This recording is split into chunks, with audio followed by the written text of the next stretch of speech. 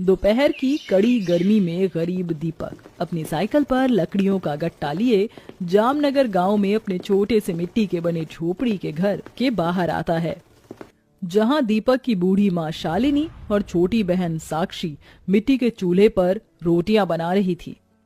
माँ, ये लीजिए लकड़ियां। अच्छा, मैं काम पर जा रहा हूँ। दीपक वहां से चला जाता है। शालिनी और उसका ये परिवार बड़ी गरीबी में अपना जीवन बिता रहा था। उसके परिवार का गुजारा उसके बेटे दीपक की ही कमाई से होता था। दीपक उसी गांव में एक कंस्ट्रक्शन ऑफिस में सफाई का काम करता था, जिसकी आमदनी केवल 300 रुपए रोज थी। अब इतनी कम कमाई में दीपक और उसके परिवार को अपना गुजारा चलाने में काफी समस्या का सामना करना पड़ता था। शाम का समय, सब अपने छोटे से घर में बैठे खाना खा रहे थे। दीपक बेटा, तू अपने गांव के शामू भाई से बात करना साक्षी के रिश्ते के बारे में। साक्षी बिटिया अब जवान हो चुकी है, अब हमें इसकी शादी करवा देनी चाहिए। ठीक है माँ, मैं कल ही बात करता हूँ शामू काका से। साक्षी की उम्र शादी के लायक हो चुकी है। तभी अगले दिन दीपक उसी गांव के शामू को साक्षी के रिश्ते की बात कहता है, जिसके बाद 2 ही दिन में शामू उसी गांव के अमीर लड़के अजीत का रिश्ता लेकर साक्षी के घर आता है। तभी अजीत की माँ वैशाली कहती है, आपकी लड़की तो अच्छी है, पर हम एक ही शर्त पर आपकी बेटी को अपने घर की बहू बना सकते हैं। आपको हमें दहेज में 2 लाख रुपए देने होंगे। क्या 2 लाख रुपए? हाँ, अब आपकी गरीब बेटी हमारे इतने बड़े महल की बहू बनने वाली है, तो आपका तो कुछ हक बनता है ना हमें देने का। जी, हम तो बहुत गरीब हैं, हमारे पास इतने पैसे नहीं हैं। अगर ऐसा है तो हमें नहीं करनी अपने बेटे की शादी आपकी बेटी से। अजीत बेटा, चल यहाँ से। वैशाली अपने परिवार के साथ वहाँ से चली जाती है। ये आजकल के लोगों को भी पता नहीं क्या हो गया है। अब हम जैसे गरीब अपनी बेटियों को शादी में इतना दहेज कहाँ से दे। पिताजी, आप दुखी मत होइए, हमारी साक्षी के लिए इससे भी अच्छा रिश्ता आएगा। एक दिन शाम में दीपक ऑफिस से पैदल घर की ओर आ रहा था। तभी एक तेज रफ्तार ट्रक पीछे से आकर दीपक को उड़ा देती है और इस घटना में दीपक का एक पैर कट जाता है, जिसके बाद दीपक जीवन भर के लिए घर में अपाहिज बनकर बैठ जाता है। कुछ दिन बाद अब दीपक के परिवार के भूखे रहने के दिन आ चुके थे, क्योंकि उनके घर का कमाई पुत व्यक्ति ही अब घर में विकलांग कुर्सी का सहारा बन चुका था।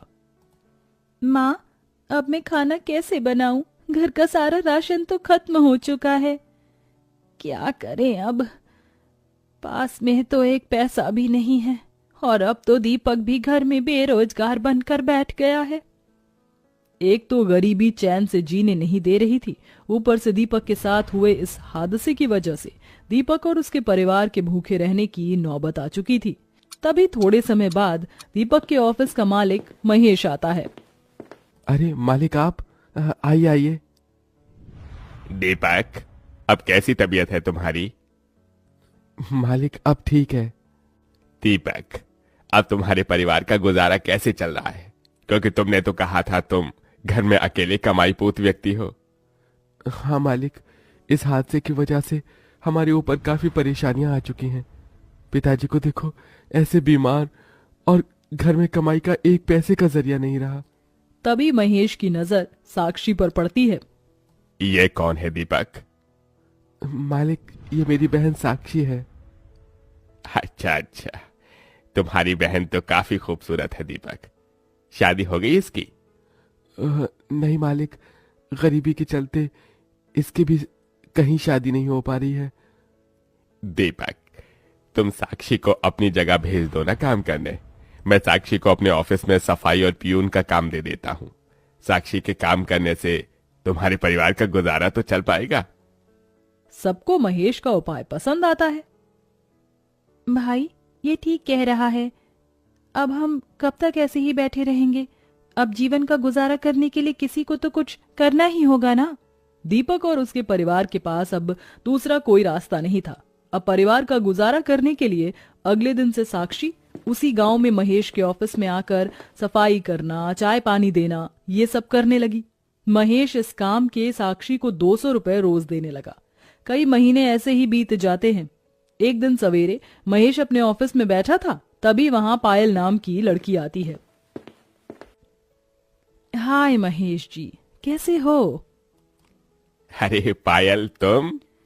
मेरे होने वाले दूल्हे राजा, कितना काम करोगे आप? थोड़ा समय अपनी इस होने वाली पत्नी के लिए भी निकाल लिया करो। पायल, तुम तो जानती हो ना मुझ पर काम का कितना प्रेशर है। यहाँ सांस लेने की भी फुर्सत नहीं मिलती मुझे। पायल एक मॉडल लड़की थी। तभी साक्षी पायल के लिए चाय लेकर आती है। पायल, ये साक्षी है, ये मेरे ऑफिस में काम करती है। और साक्षी, ये पायल है, मेरी होने वाली मंगेतर। 8 दिन बाद हमारी शादी है। तुम्हें अपने पूरे परिवार के साथ हमारी शादी में आना होगा। जी मालिक, जरूर। साक्षी सफाई करने में लग जाती है। कुछ दिन यूं ही बीत जाते हैं। एक रात साक्षी महेश के ऑफिस से घर जा रही थी, तभी रास्ते में उसे पायल एक अजनबी लड़के के साथ उसकी बाहों में बाहें डाले खड़ी दिखाई देती है। अरे, ये तो पायल जी हैं, मालिक की होने वाली पत्नी। पर ये ऐसे किस लड़के के साथ खड़ी हैं? साक्षी पायल और उस लड़के के करीब जाती है और दोनों की बातें सुनती है। राहुल, बस एक बार मेरी शादी उस महेश से हो जाए, उसके बाद हम महेश की सारी प्रॉपर्टी लेकर यहाँ से बहुत दूर चले जाएंगे। उस महेश की करोड़ों की जायदाद हड़पने के लिए ही तो मैंने उससे प्यार का नाटक किया है। सिर्फ नाटक करना पायल, सच में प्यार मत कर बैठना उस महेश से, वरना तुम्हारे इस दीवाने का दिल टूट जाएगा। ऐसा कभी हो सकता है क्या राहुल? मैं केवल तुम्हारी हूँ और जीवन भर तुम्हारी ही रहूंगी। आई लव यू राहुल, मैं तुमसे बहुत प्यार करती हूँ। ये सुनकर साक्षी के होश उड़ जाते हैं। तभी वो दोनों की सारी बातें अपने मोबाइल में वीडियो बनाकर रिकॉर्ड कर लेती है। ये पायल तो मालिक के साथ कितना बड़ा खेल खेल रही है। इसका मतलब ये मालिक के साथ प्यार का झूठा नाटक कर रही है। अच्छा हुआ मैंने इन दोनों का वीडियो रिकॉर्ड कर लिया। मुझे तुरंत ये बात महेश मालिक को बतानी होगी। क्या करूं, मालिक की शादी तो कल ही है।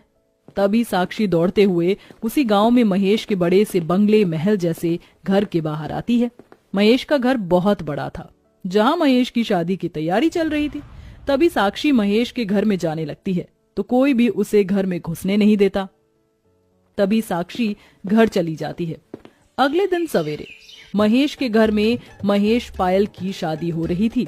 तभी साक्षी दौड़ते हुए महेश के घर की ओर आने लगती है। मुझे कैसे भी करके मालिक को ये बात बतानी होगी। इधर महेश पायल शादी के मंडप में बैठे थे। तभी साक्षी दौड़ते हुए महेश के घर के अंदर चली जाती है।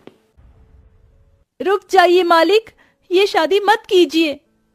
ये सुनकर सारे मेहमान दंग रह जाते हैं और सब साक्षी की ओर देखते हैं। साक्षी, तुम? मालिक, ये पायल आपके साथ प्यार का झूठा नाटक कर रही है। ये आपकी जायदाद हड़पने के लिए आपसे शादी कर रही है। ये किसी और से प्यार करती है मालिक। ये क्या बोल रही हो तुम साक्षी? Are you mad? पागल हो गई हो क्या तुम? तभी साक्षी सबको अपने मोबाइल में पायल राहुल का वो वीडियो दिखाती है, जिसे देखकर महेश और सबके होश उड़ जाते हैं। पायल, तुम मेरे साथ इतना बड़ा धोखा! तभी महेश पायल और उसके परिवार को धक्के मारकर अपने घर से बाहर निकाल देता है। साक्षी, मैं तुम्हारा धन्यवाद कैसे करूं? आज अगर तुम सही समय पर नहीं आती तो पता नहीं आज क्या हो जाता। मालिक, ये तो मेरा फर्ज था। अब कौन करेगा मेरे बेटे महेश से शादी? माँ साक्षी है ना, अब मेरी शादी साक्षी से ही होगी। साक्षी, तुम बहुत अच्छी हो, मुझसे शादी करोगी? ये सुनकर साक्षी दंग रह जाती है। उसके बाद साक्षी महेश को हाँ कह देती है और दोनों शादी कर लेते हैं। जिसके बाद गरीब भाई की बहन महेश के महल जैसे घर की बहुरानी बन जाती है। जिसके बाद महेश साक्षी के साथ और साक्षी महेश के साथ उसके महल जैसे बड़े से घर में खुशी खुशी अपना जीवन बिताने लगे।